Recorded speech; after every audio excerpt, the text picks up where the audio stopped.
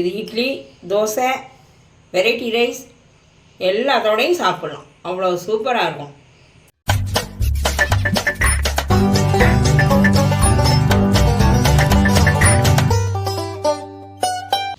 Welcome to Jayashree kitchen. இன்றைக்கி நம்ம செய்ய போகிறது தேங்காய் துவையல். அது வதக்கி வச்சு செய்ய போகிறோம். அது எப்படி செய்யலான்னு பார்க்கலாம். கடாயை அடுப்பில் வச்சுட்டோம். எண்ணெய் ஊற்றிக்கும்.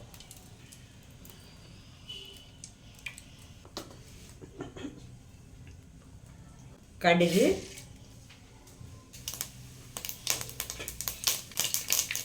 உளுந்தம்பருப்பு,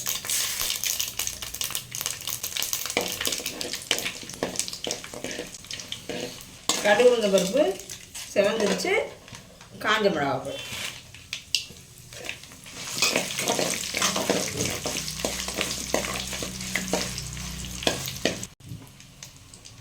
ஒரு டீஸ்பூன் பெருங்காயம். அடுத்ததா வெங்காயம்,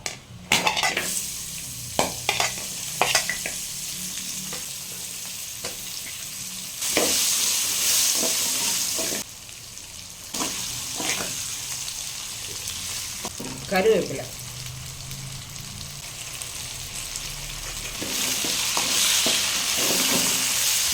தேங்காய்,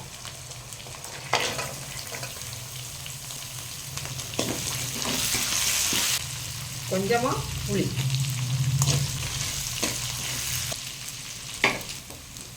தேங்காய் வெங்காயமெல்லாம் நல்லா வதங்கிடுச்சு. உப்பு போட்டுக்கிறேன்.